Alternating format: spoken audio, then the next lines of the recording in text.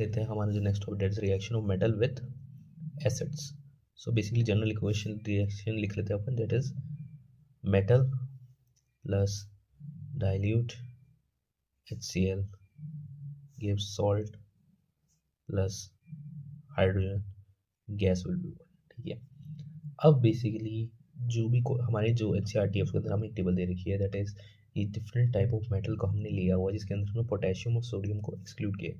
Potassium and sodium are excluded. ठीक है, और बाकी हमने मेटल्स लिए, सारे मेटल लिए, जैसे कि मैग्नीशियम, एल्यूमिनियम, जिंक, आयरन और कॉपर लिए। ठीक है, इन मेटल्स को हमने क्या किया कि एक टेस्ट ट्यूब में जिसमें हमने डाइल्यूट HCl डाला है, उसके अंदर ये मेटल्स को हमने डिप किया। ठीक है, तो इसका रिजल्ट ये निकला कि इनके अंदर हाइड्रोजन गैस निकली। ठीक है, बट जो और बबल्स हुए उसके, बट जो rate of formation of bubble, basically मैंने बताया ना कि जब रिएक्शन होता है तो जो मेटल है वो डाइल्यूट HCl के साथ रिएक्ट करके सॉल्ट और हाइड्रोजन गैस को रिलीज करता है, वो हाइड्रोजन गैस के बबल्स फॉर्म हो जाते हैं।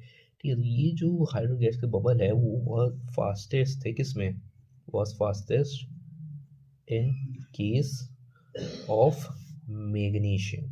मैग्नीशियम के केस में ये जो रिएक्शन था सबसे फास्ट था, और ऑल्सो एक्सोथर्मिक, मतलब इसके अंदर हीट काफ़ी इवॉल्व हो रही थी। ठीक है, और रिएक्टिविटी का ऑर्डर देख लो एक बार, जो रिएक्टिविटी हुई सबसे ज़्यादा किसमें हुई, सबसे कम किसमें हुए थे। सबसे पहले मैग्नीशियम में सबसे ज़्यादा, देन उसके बाद एल्यूमिनियम, देन उसके बाद जिंक एंड देन लास्ट में iron.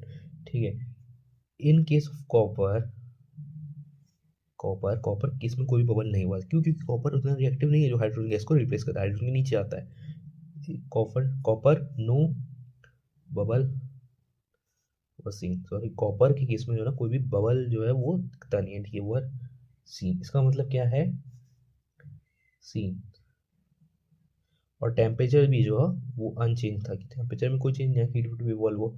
So copper does not react with dilute HCl। जब डाइल्यूट HCl से हमने इन सब का रिएक्शन करवाया तो सारों ने बबल फॉर्म की, जिसकी मैग्नीशियम सबसे ज़्यादा की, फिर एल्यूमिनियम, फिर जिंक ने, फिर आयरन, बट कॉपर ने की ही नहीं भाई।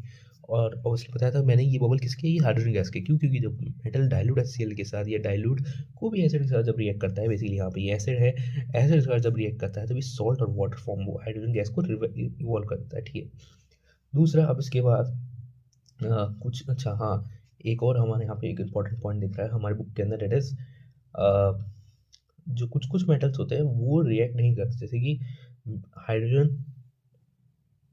गैस